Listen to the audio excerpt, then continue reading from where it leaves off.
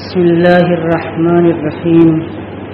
اللهم كن لوليك الحجة ابن الحسن صلواتك عليه وعلى آبائه في هذه الساعة وفي كل ساعة وليا وحافظا وقائدا وناصرا ودليلا وعينا حتى تسكنه أرضك طوعا وتمتعه فيها طويلا.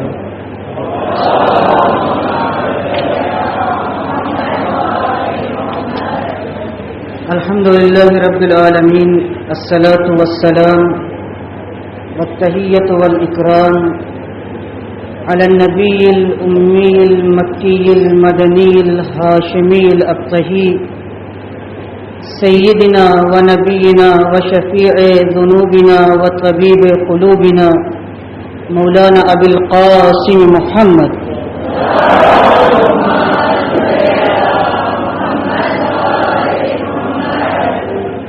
ثم الصلاة على أهل بيته الأطيبين الأنجبين الهداة المهديين لا سيما بقية الله في الأراضين روحي له الفداء.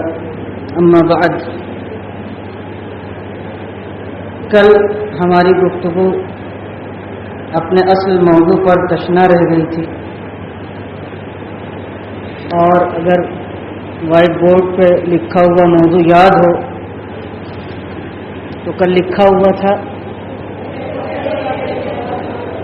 مکتب اہل بیت اور عقل.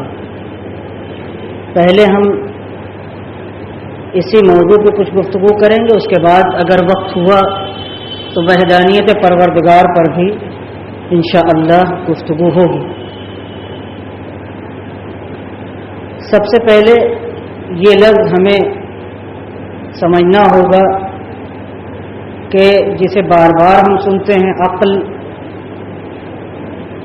یہ عقل ہے کیا چیز، اس کی تعریف کیا ہے اور اس کے تقاضے کیا ہیں،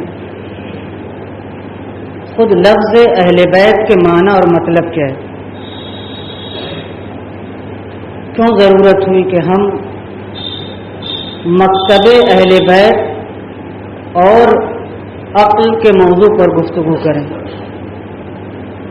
مکتب کس کو کہتے ہیں اور اہل بیت کون ہے اور عقل کیا چیز ہے. دیکھیے، مکتب ایک عربی لفظ ہے، اس کی اصل جو ہے کاف تے بے ہے، اس سے بنا ہے مکتب. اس کے معنی جو لیے گئے ہیں وہ ہیں خیال جو منظم ہو، وہ خیال جس پہ ڈسپلن پائی جاتی ہو، مرتب. خیال آپ کا بھی ہے، ہمارا بھی ہے، جتنے لوگ ہیں سب کے خیالات ہیں، لیکن وہ خیال جو نظریہ بن جائے، تھیوری کی حد تک پہنچ جائے اور اس میں ایک نظم اور ترتیب پائی جائے. ایسی نظم اور ایسی ترتیب کہ جسے پڑھے لکھے لوگ قبول کر سکیں، اس کو کہتے ہیں مکتب. کہتے فلاں کا مکتب یہ ہے. جناب برادران اہل سنت کے یہاں کہتے ہیں مکتب امام ابو حنیفہ، مکتب احمد ابن حنبل، مکتب امام شافعی، اور ہمارے یہاں کہا جاتا ہے مکتب امام جعفر الصادق.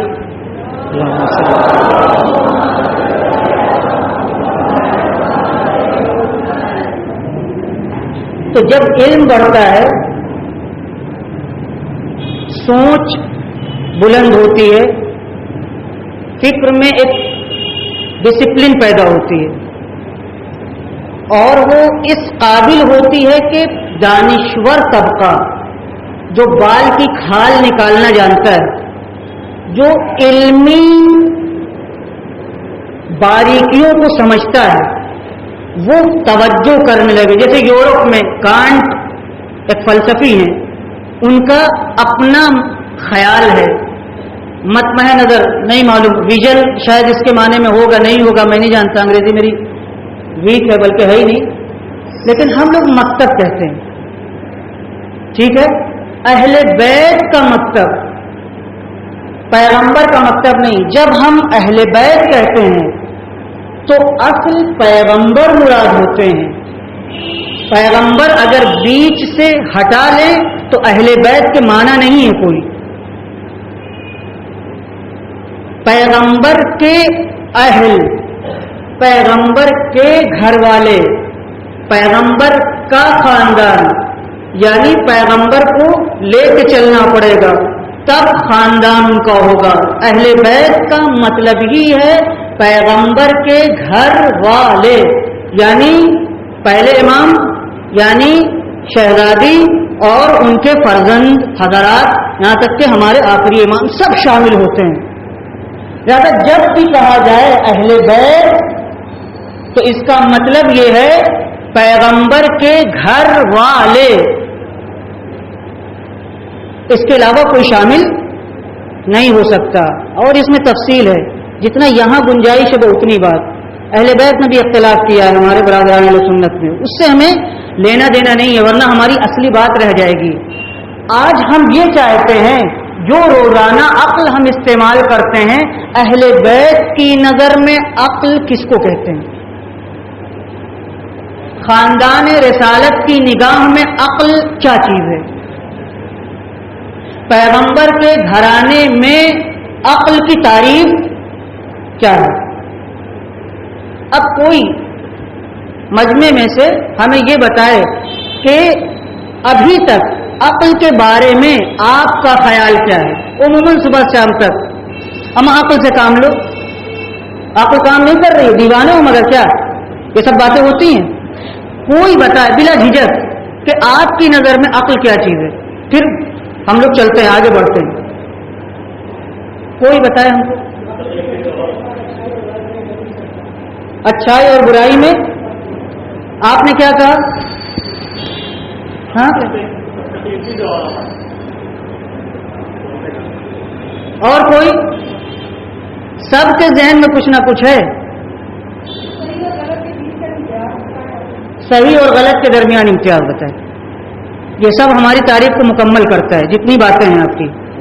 سقراط جناب عیسیٰ سے 5000 سال پہلے گزرے.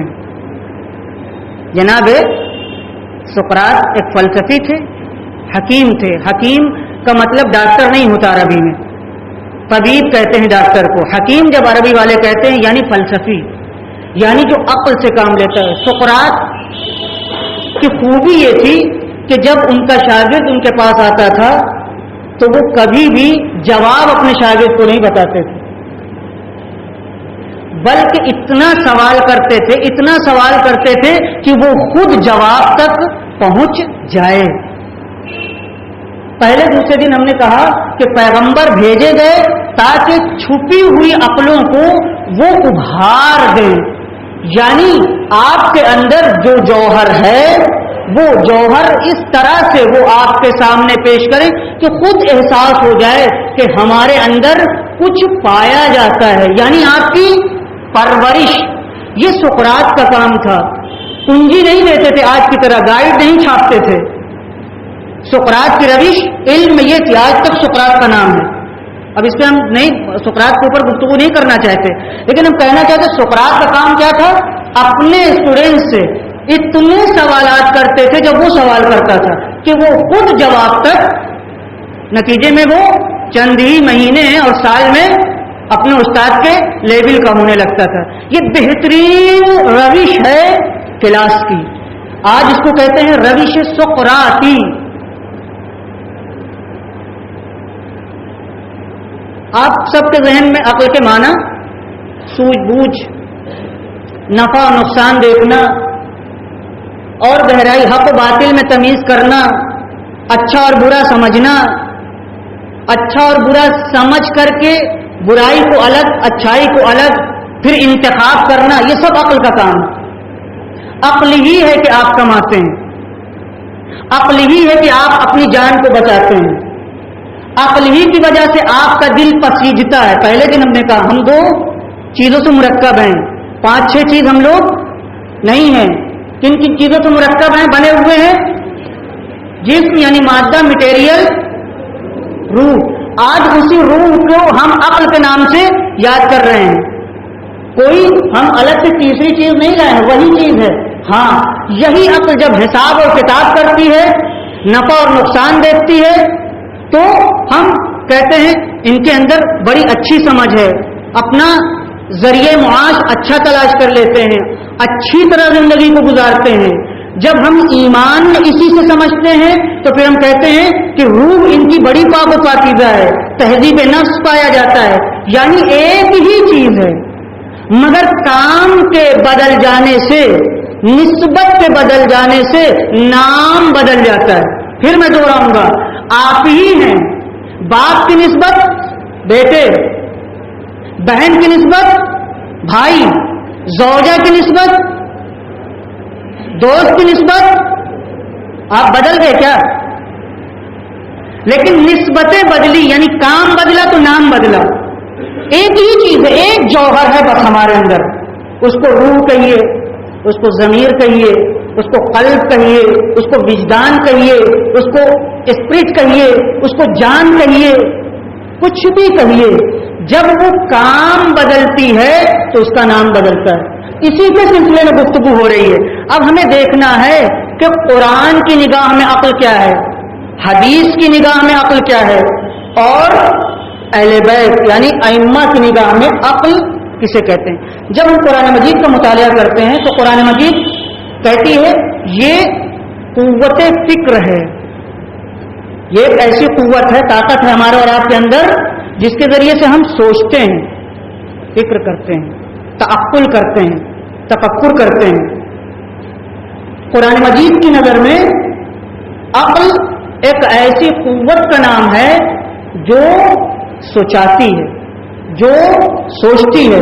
اعوذ باللہ من الشیطان الرجیم، کذالک یبین اللہ لکم آیاتہ لعلکم تعقلون۔ اسی طرح بیان کرتا ہے، تبیین کرتا ہے، واضح کرتا ہے، روشن کرتا ہے، کون؟ اللہ، لکم تمہارے لیے، آیات اپنی نشانیاں۔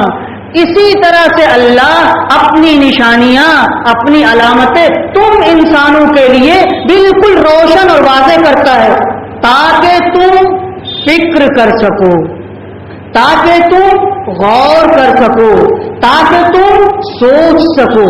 تو یہاں تعقلون کیا کہہ رہی ہے ہم سے؟ یعنی قوت عقل، سوچنے کی طاقت۔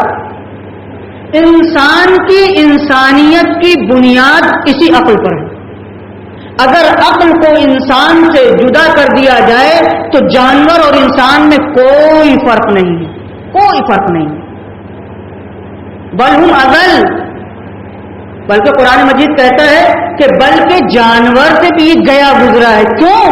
اس لیے کہ وہ چیز کہ جو اس کی شرافت، جو اس کی عظمت، جو اس کی انسانیت کا سبب تھی، اس کو اس نے کھو دیا، لہذا اب یہ جانور سے بھی پست ہو گیا۔ شرع اس کے اوپر ہے، شریعت اس پر لاگو ہوتی ہے جو پہلے عقل رکھتا ہو۔ دیوانے کے اوپر اسلام کا کوئی حکم لاگو، دیکھیے عقل کتنی عظیم چیز ہے۔ اسی عقل کی بنیاد پر حساب اور کتاب ہوگا۔ دیکھیے اہل بیت کی نظر میں عقل کیا ہے؟ حساب اور کتاب کا ذریعہ عقل ہے۔ یعنی یہ نہیں دیکھا جائے گا مثلا مشاہد عالم صاحب نے کتنی نمازیں پڑھی، کتنے روزے رکھے، ہرگز نہیں دیکھا جائے گا۔ یہ دیکھا جائے گا کس عقل کی بنیاد پر انہوں نے عبادت کی۔ جتنی اچھی سمجھ اور عقیدہ ہوگا اسی کے مطابق اجر ملے گا۔ اب اگر فکر صحیح ہے، عقیدہ صحیح ہے، مطابق شریعت اس نے سمجھ کر کے عمل کیا ہے، تو کثرت عمل کی بنیاد پر ہمیں جزا نہیں، عقل کی فرق کی بنیاد پر ہم کو جزا ملے گی۔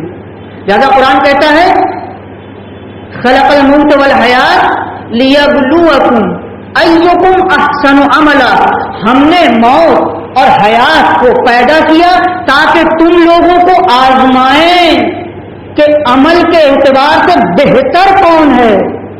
ایکم احسن عملا، بہتر عمل کون کرتا ہے. بہتر ایک مرتبہ ہے بد اور بدتر، ایک ہے اچھا اور بہت اچھا.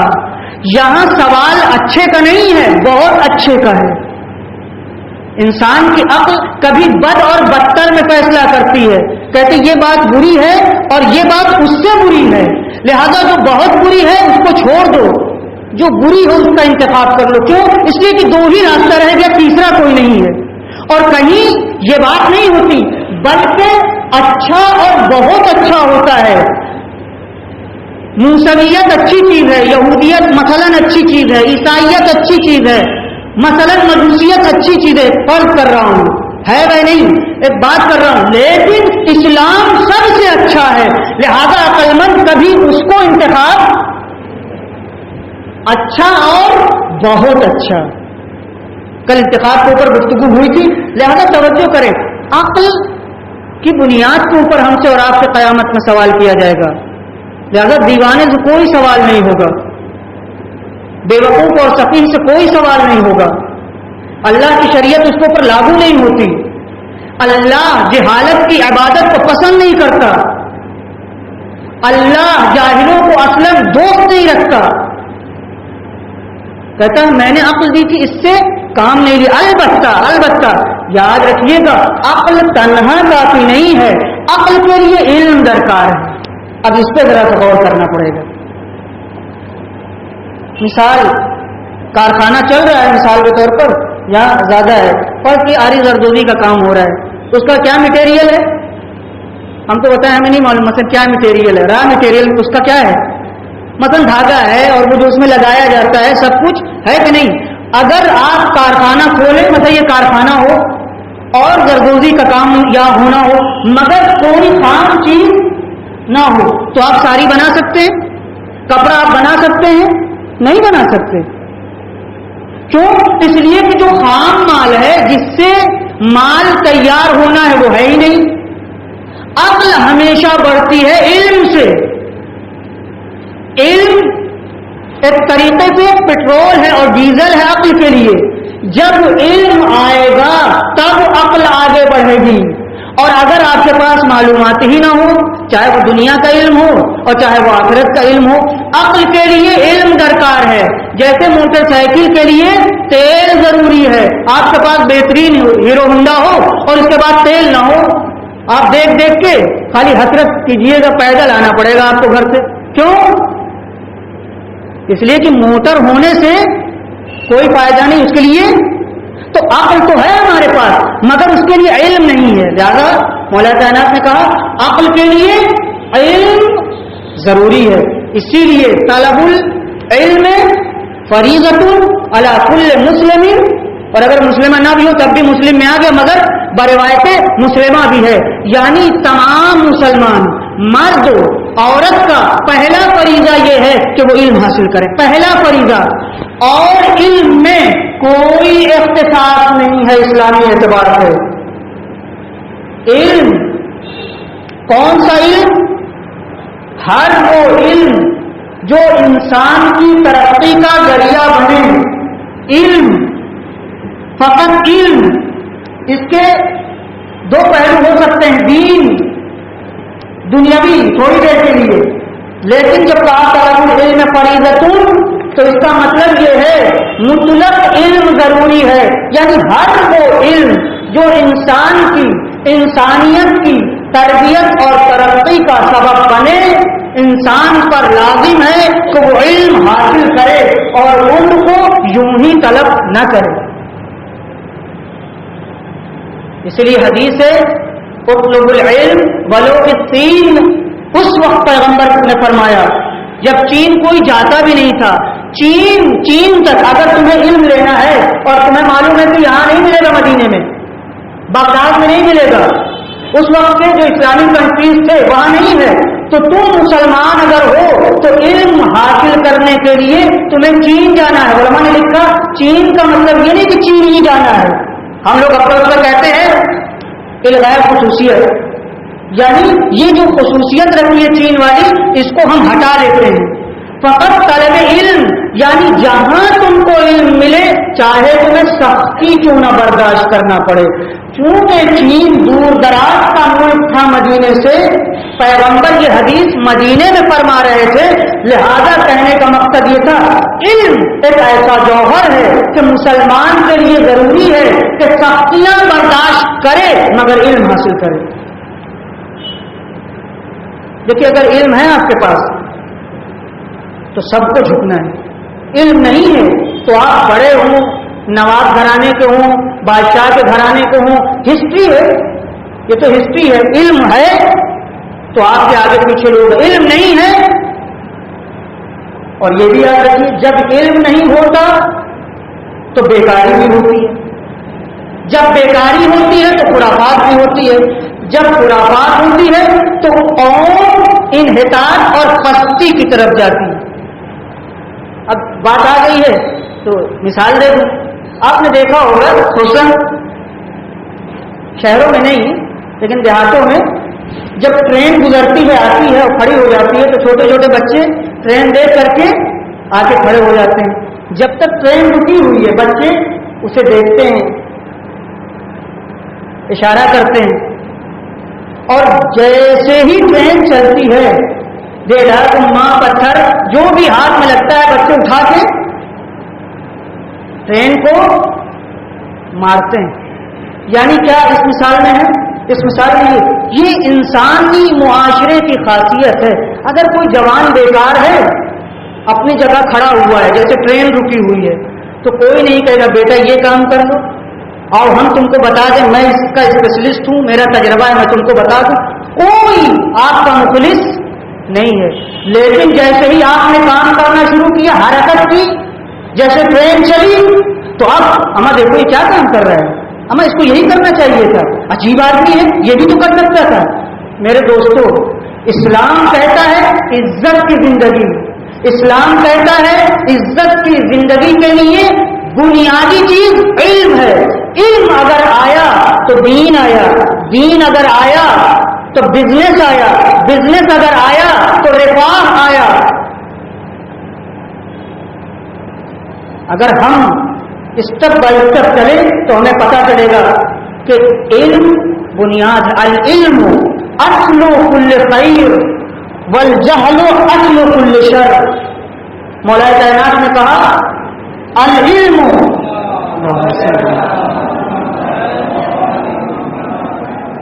العلم اصل کل خیر، حدیث لکھ لیں گے، والجہل اصل کل شر. آپ سوچ نہیں سکتے کیا بول رہا ہے. جو پڑھے لکھے حضرات اس میں چاہیں تو نہ جانے کتنے قوانین علمی نکال سکتے ہیں. علم تمام نیکیوں کی جڑ ہے. جتنی نیکیاں ہیں، نیکیوں کا مطلب یہ نہیں ہوتا صدقہ اور خیرات، ہم لوگ تو پتہ جو معاشرے میں باتیں تو وہی آ جاتی فوراً. نیکی کا مطلب ہر وہ چیز کہ جو انسان کو ترقی دے دے، اور مثبت ترقی، پازیٹیو ترقی، نہ کہ منفی ترقی. ہر وہ چیز، دیکھیے انسانیت کی بات کر رہا ہوں ابھی. اس دن اللہ انسان کائنات کا رابطہ آپ کے ذہن میں ہے، یہ سب چیزیں ہیں اسلام میں ہیں، لیکن کیونکہ آپ اور ہم مورد خطاب ہیں، ہم سے اور آپ سے، لہٰذا انسان اگر سدھر گیا تو کائنات میں کوئی گڑبڑ نہیں ہو سکتی. انسان کی وجہ سے کائنات میں اچھائی بھی اور برائی بھی ہے، ورنہ یہ بیچارہ نہ درخت آپ کا کچھ کر سکتا ہے، نہ جانور کر سکتے ہیں، نہ دریا، سب آپ کے اختیار میں اللہ نے دیا ہے. لہذا علم ہی ترقی کا راز ہے اور جہل ہی جو ہے تمام پستیوں کی جڑ ہے. اب آپ دیکھ لیجیے جس کے پاس، میں کہتا ہوں دنیاوی علم چین بغل میں ہے آپ کے، کون سا ایسا پروڈکٹ اس کا ہے کہ جو دنیا بھر میں نہ ہو؟ حد ہو گئی.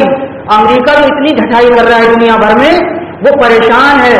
اس کے مارکیٹ میں چین کی ساری اشیاء موجود ہیں. کیوں؟ اس نے ایک اسلام سے قانون سیکھا، وہ کہے یا نہ کہے، آپ پڑھیے اسلام تو آپ کو پتا چلے گا.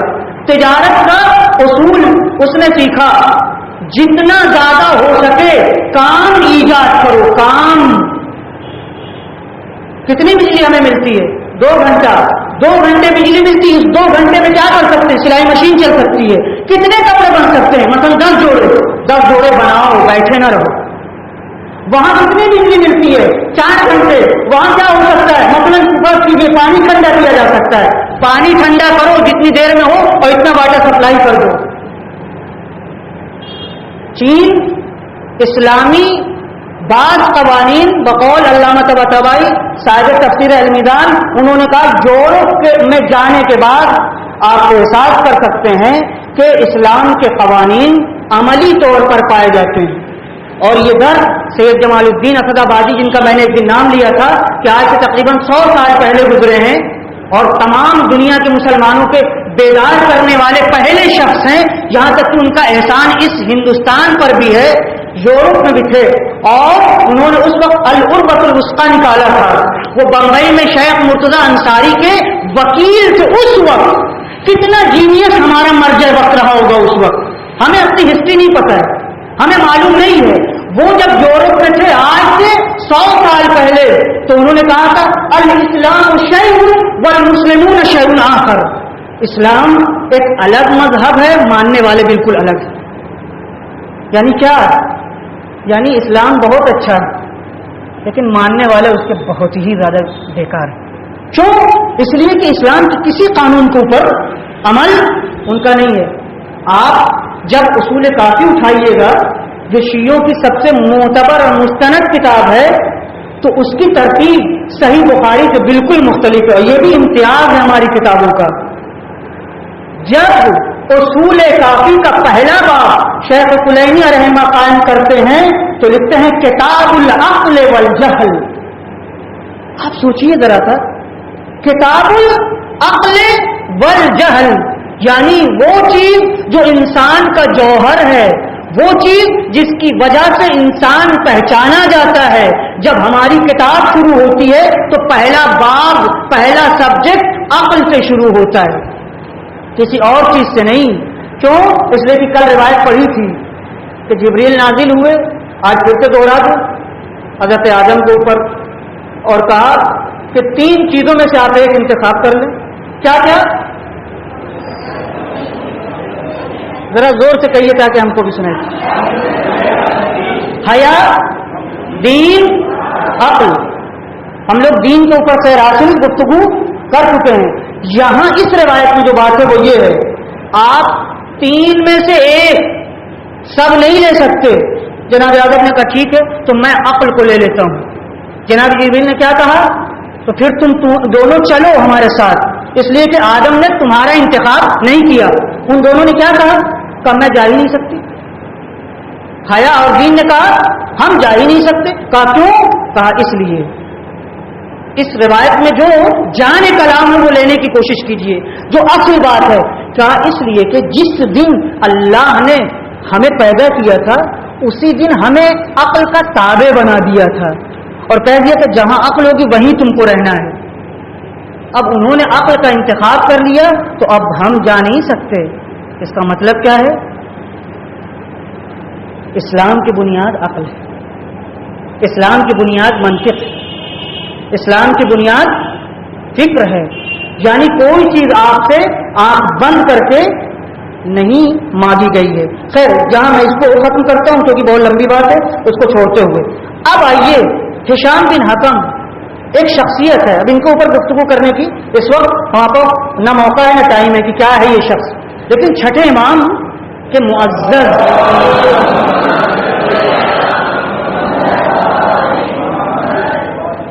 یہ حدیث آپ دیکھیں۔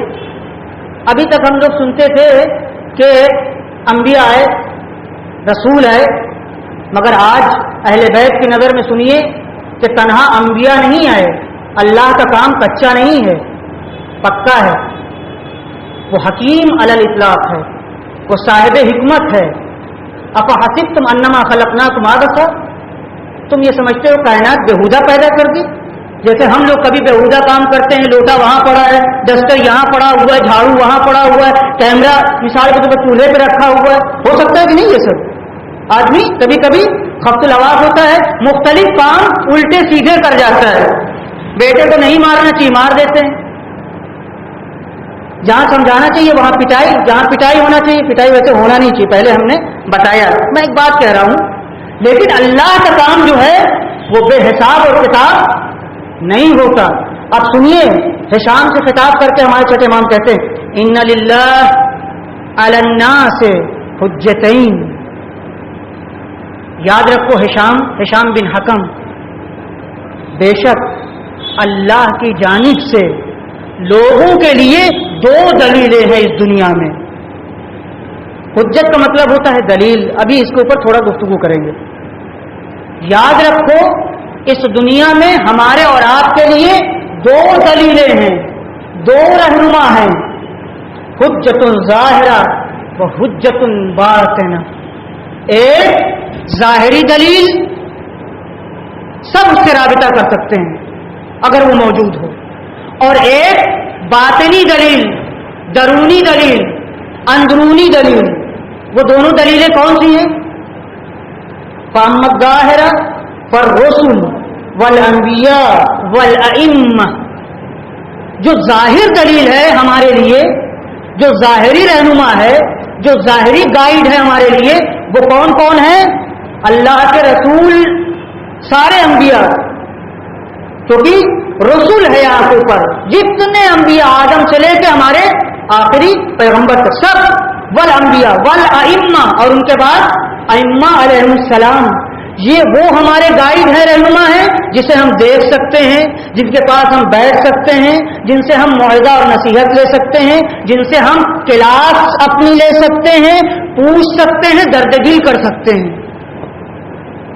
ہشام ان کے سامنے تھے جن سے چھٹے امام فرما رہے ہیں. ظاہر سی بات ہے ظاہری حجت کون ہے؟ نبی، رسول، امام. ایسا نہیں ہے کہ امام اتنے مقدس ہم ان کو بنا دیں کہ ایک طاق کے اوپر جیسے اپنے ملک میں ہے بٹھا دے اور ہمارا ہاتھ نہ پہنچ سکے. یہ وہی کام کر سکتا ہے جو ائمہ کی تعریف تو کرنا چاہتا ہے مگر نہیں چاہتا کہ ان کی باتوں پر عمل کرے. جیسے بعض ممالک ہیں اس وقت کہ اسلام وہاں ہے نہیں مگر تلاوت خوب ہوتی ہے، ایک سے ایک قاری ہیں، لیکن جب ان کے ہاں جائیے گا تو وہ ان کے بادشاہ شراب بھی پیتے ہیں، عیاشی بھی کرتے ہیں، نہ جانے کیا کیا کرتے ہیں. شیعت میں اس کی کوئی گنجائش نہیں کہ تلاوت اپنی جگہ ہوتی رہے. نہیں ہم بدل دیں کیونکہ شیعہ کمیٹی بول رہے ہیں، نہیں ماتم اپنی جگہ ہوتا رہے، مجلس اپنی جگہ ہوتی رہے، مگر ہم سے نماز پڑھنے کے لیے نہ کہو چاہے مولا مسجد کوفہ میں شہید ہو جائیں. نہیں، یہ شیعت نہیں ہے، یہ تو وہی ملائیت ہے جس کی کوئی حیثیت. اسلام عمل چاہتا ہے، بغیر عمل کے اسلام کے کوئی معنی نہیں ہے. اس حدیث پہ پھر سے غور کریں.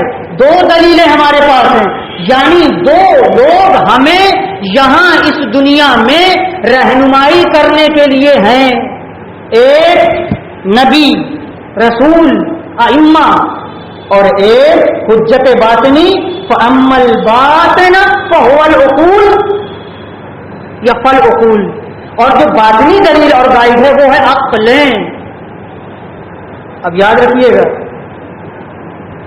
جو کام رسول کا ہے وہی عقل کا کام ہے. اب یہاں کچھ باریک باتیں ہیں، سوچتا ہوں چھوڑ دوں، کہوں نہ کہوں، لیکن کیونکہ کلاس ہی ہے میں یعنی مجبور ہوں کہ کہوں. یاد رکھیے، اب سن لیجئے اس کو، بعد میں چاہے پوچھیے گا. جس طرح نبی معصوم ہوتا ہے، جس طرح رسول معصوم ہوتا ہے، جس طرح امام خطا نہیں کرتے، اسی طرح لکھ لیجئے اس کو، چاہے بعد میں پوچھے، اسی طرح لفظ یاد رکھیے گا تاکہ شبہ نہ ہو. ہم نے یہ کہا تھا کہ کیا کہا تھا؟ اسی طرح عقل غلطی نہیں کرتی. عقل مگر عقل غلطی نہیں کرتی. عقل نہ صاحب عقل، اس پہ کہنے کی ضرورت ہے. عقل بھی امام کی طرح معصوم ہے. عقل معصوم ہے، آپ معصوم نہیں ہیں، عقل معصوم ہے. اس کو غور کرنے کی ضرورت ہے. یاد رکھیے گا امام خطا نہیں کرتا، اور اسی وجہ سے وہ ہمارا رہنما ہے. ہم غلطی کرتے ہیں لہذا ہم رہنما نہیں ہو سکتے، چونکہ عقل بھی خطا نہیں کرتی. اگر عقل ہے تو کسی قیمت پر خطا نہیں کر سکتی. اور یہ عقل اگر کسی کے اندر پیدا ہو جائے تو پھر وہی جو نبی کا کام ہے وہی عقل کا کام ہے. اور اسی عقل کی تائید سے ہم رسول کے ہاتھ پر گویا بیعت کرتے ہیں، ان کا کلمہ پڑھتے ہیں، ہم امام کو امام مانتے ہیں. اگر دل میں یہ قوت اور طاقت نہ ہو اور یہ تائید نہ کرے تو ہم نبی کو نبی نہیں مان سکتے، امام کو امام نہیں مان سکتے. یہ دل میں ہے، یہ چونکہ جوہر ہمارے اندر ہے لہذا ہم ان کو امام مانتے ہیں. دونوں کی مشترکہ صفت یہ ہے، نہ وہ خطا کرتے ہیں، نہ وہ گمراہ کرتے ہیں، نہ وہ ان کے اوپر کبھی شہوت غالب ہوتی ہے اور نہ عقل کے اندر خطا. البتہ جن کے پاس عقل ہے وہ خطا کرتے ہیں، عقل نہیں خطا کرتی. جن کے پاس عقل ہے وہ خطا کرتے ہیں. لہذا یہ مشکل ہو جاتا ہے کہ اس وقت آپ کی عقل کا فیصلہ ہے یا آپ کی شہوت کا فیصلہ ہے، آپ کی خواہشات کا فیصلہ ہے. ہم لوگ ہیں کہ ہم مغلوب شہوت ہیں، لہذا کبھی کبھی ہم کہتے ہیں میری عقل یہ کہتی ہے، حالانکہ عقل نہیں کہتی، ہماری خواہش کہتی ہے، ہمارا دل کہتا ہے. ورنہ اگر عقل کہتی ہو تو عقل ایسے کہتی ہے. ہماری ریاضی کبھی نہیں آپ کی ہوگی، ہم نے لکھا 2 بے اضافہ 2، نتیجہ عقل کا فیصلہ یہ ہے. جہاں عقل ایسے فیصلہ کرے وہاں کبھی خطا. لیکن اگر ہم ایسے کر دیں، مثلا معاف کیجیے گا، دیکھیے عقل کہاں خطا کر سکتی ہے اور کیوں خطا کرتی ہے، یہ سب گفتگو کا مرکز اور محور ہے، لیکن سب باتیں نہیں ہو سکتی. ہم نے لکھا مثال کے طور 5 بے اضافہ 6 6، اس کے بعد مثلا 10 اور اس کے بعد اس کو جوڑیے. اب آپ نے دیر لگایا اس کو تو بہت جلدی. اب کسی نے کہا مثلا اتنا، ہم نے کہا اتنا، اس کا مطلب عقل صحیح استعمال دیر لگ رہی ہے. یہ تو میں نے ایک مثال دی، حالانکہ نتیجہ آپ کا صحیح نکلے گا کہ جوڑ جب لیں گے.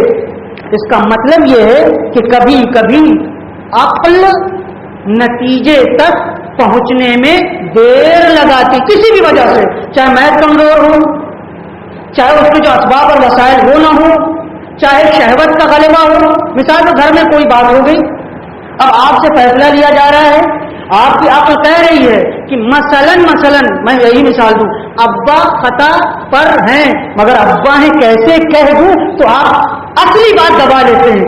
اب آپ کی عقل کا فیصلہ ہے، آپ کی خواہش کا فیصلہ ہے، آپ کی خواہش کا. اگر عقل کا فیصلہ ہوتا تو آپ وہی کہتے جو کہنا چاہیے تھا. اسی لیے ہماری بات حجت نہیں. یہ نہ کہیے کہ مولانا آپ نے عقل کو معصوم قرار دیا. جی عقل معصوم ہے، لیکن صاحبان عقل معصوم کیا کیا جائے؟ یہ عقل الگ سے ہمیں اس وائٹ بورڈ میں نہیں ملے گی، اس انسان ہی میں یہ عقل ملے گی. مگر مشکل یہ ہے کہ انسان کبھی شہوت، کبھی خواہش، کبھی جہالت، کبھی اندھی تقلید، کبھی دوسروں کے فیصلے، ان سب سے متاثر ہوتا ہے اور فیصلہ کرنے میں گڑبڑ کرتا ہے. عقل کیوں خطا کرتی ہے؟ جہالت کی بنیاد پر. کیوں خطا کرتی ہے؟ اندھی تقلید کی بنیاد پر. کیوں خطا کرتی ہے؟ شہوت کی بنیاد پر. کیوں خطا کرتی ہے؟ کیوں خطا کرتی ہے؟ کیونکہ 4 لوگوں نے فیصلہ کر لیا اور میں متاثر ہو گیا اس سے. اسلام کہتا ہے کہ انبیاء کو ہم نے بھیجا تاکہ تمہاری عقلوں کو ابھاریں، یعنی تم اپنی عقلوں سے کام لو. اگر عقل سے کام لیا جائے تو قرآن بھی اس کے لیے اللہ کی کتاب بہت جلدی ثابت ہو جائے، اللہ کا ایک ہونا بھی ثابت ہو جائے، نبی کے بعد ائمہ کا وجود بھی ثابت ہو جائے. کیونکہ ان عقلوں پر کبھی واہمہ یعنی خیالات، کبھی شہوت، کبھی جہالت، کبھی اندھی تقلید، کبھی دوسروں کے فیصلے، کبھی سماج کی خرافات، یہ سب غالب آتی ہے. لہذا وہ فیصلہ، لہذا آپ نہ کہیے گا کہ یہ سب اتنے لوگ کیسے کافر ہو سکتے ہیں، اتنے لوگ اللہ کے منکر کیوں ہو سکتے ہیں. اس کی بات نہیں ہے. مرتبہ ہم لوگ تھے تو کسی نے کہا یہ ہو سکتا ہے UN میں بیٹھے ہوئے لوگ عقل مند نہ ہوں. عقل کی بات ہے. UN یعنی جنیو میں امریکہ اقوام متحدہ, ہاں, جہاں سارے دنیا کے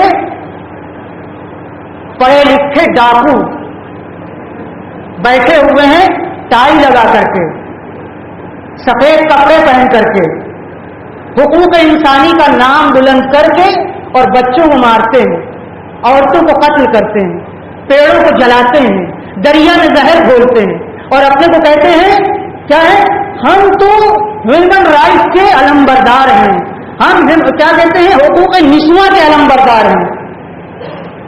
جی UN میں احمق ترین لوگ دینی اعتبار سے بیٹھ سکتے ہیں. اس کو سن لیجئے, یہ عقل مند ہو سکتا ہے لیکن یہ بینک چلا سکتا ہے. سنیں اس کو غور سے. یہ پروفیسر ہے, میں کسی کی توہین نہیں کر رہا ہوں, عقل کی بات ہے. ایک آدمی عقل ہے مگر جب شہوت غالب آتی ہے تو آپ خود ہی سمجھ سکتے ہیں. ہے پروفیسر, ہم بھی احترام کرتے ہیں, ہم کو پڑھایا ہے, مگر پتا چلا اس کو اس نے نمبر یوں ہی دے دیا, پڑھتا نہیں تھا, اور اس کو کہ جو پڑھتا تھا اس کو فیل کر دیا. ہوتا نہیں ہوتا. کیوں؟ اس لیے کہ وہ عقل جو مذہبی عقل ہے اس کے یہاں جل کے خاک ہو چکی ہے. اس نے اسے کیا کیا ہے, جلا دیا. اس سے کام نہیں لیتا. بینکنگ نظام کس پہ چلے گا؟ سود, جو کہ تجارت ہے. ان کے نزدیک اسلام کہتا ہے کیا,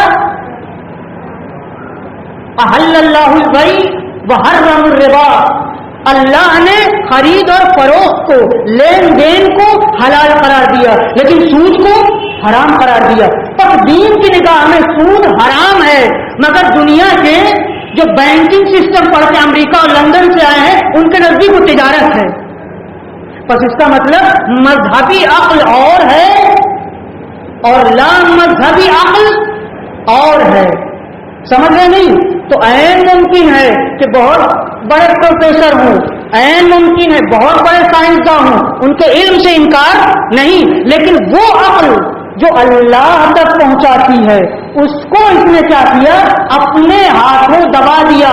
اور عقل کی خاصیت یہ ہے کہ اگر عقل واقعی عقل ہے, اس کے اوپر شہوت کا غلبہ نہیں, دنیا داری نہیں, تو اصول کافی کہتی ہے, دوسری حدیث ظاہراً ہے, العقل, لکھ لیجیے, العقل ما عبد بہ الرحمن واقتصب بہ الجنان. العقل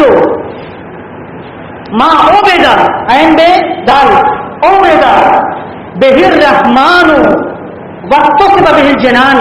حقیقی عقل یہ ہے کہ انسان اپنے فکر کے نتیجے میں اپنے اصلی مالک تک پہنچ جائے, مرنے سے پہلے اپنے مالک کی کھوج کر لے. یہ حقیقی عقل ہے.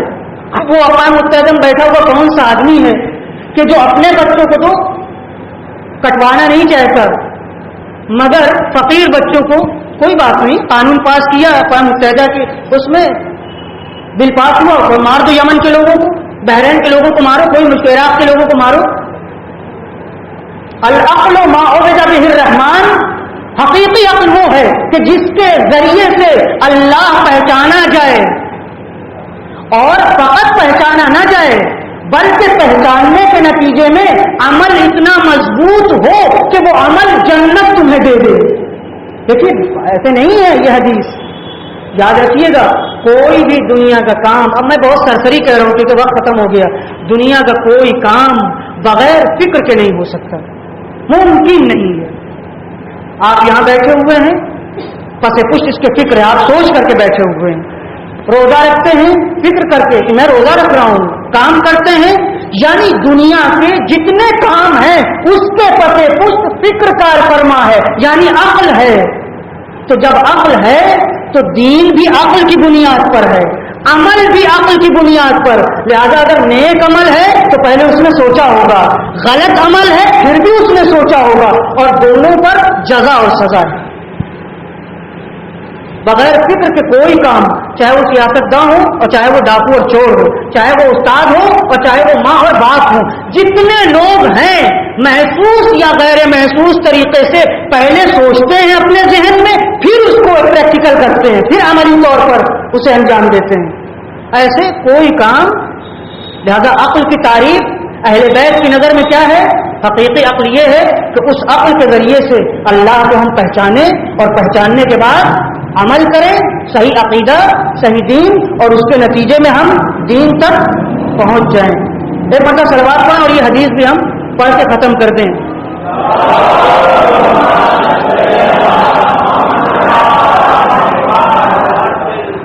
اگر زیادہ اچھے سوالات آپ کریں گے تو میں اپنا کلاس مختصر کر دوں گا، اور اگر گھسے پیٹے سوالات کریں گے تو پھر میں مجبور ہوں کہ جو لکھ کے لایا ہوں اس کو سنا کے جاؤں۔ لہذا یہ حدیث سن لے، اس کے بعد سوالات۔ دیکھیے، عقل کیوں پیدا ہوئی، اس کا راز کیا ہے، بس یہ سن لیجئے۔ عقل کیوں پیدا ہوئی؟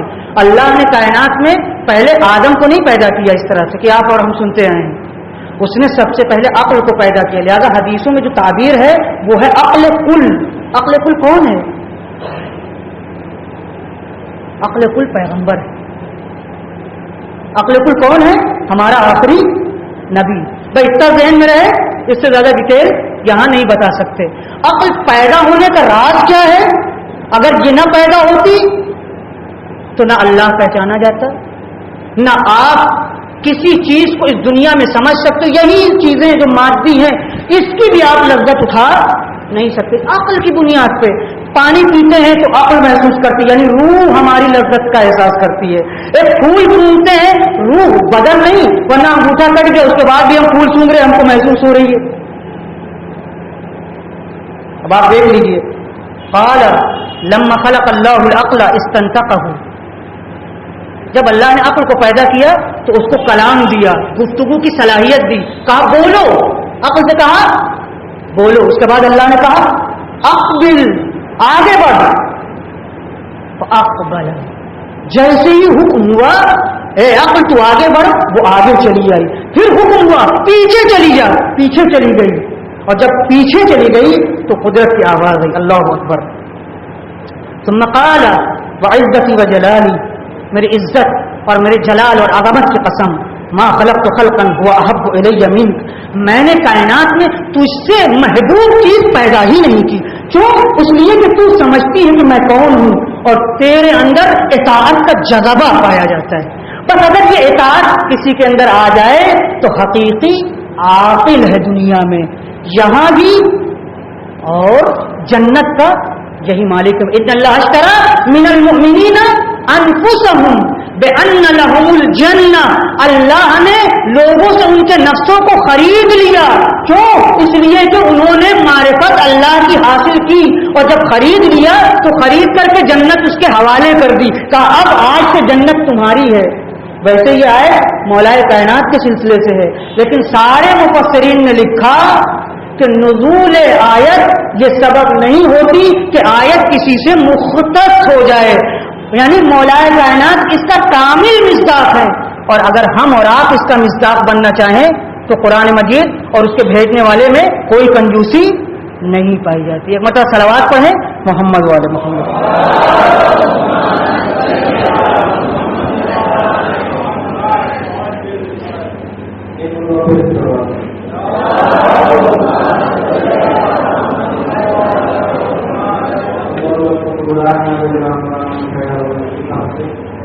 اور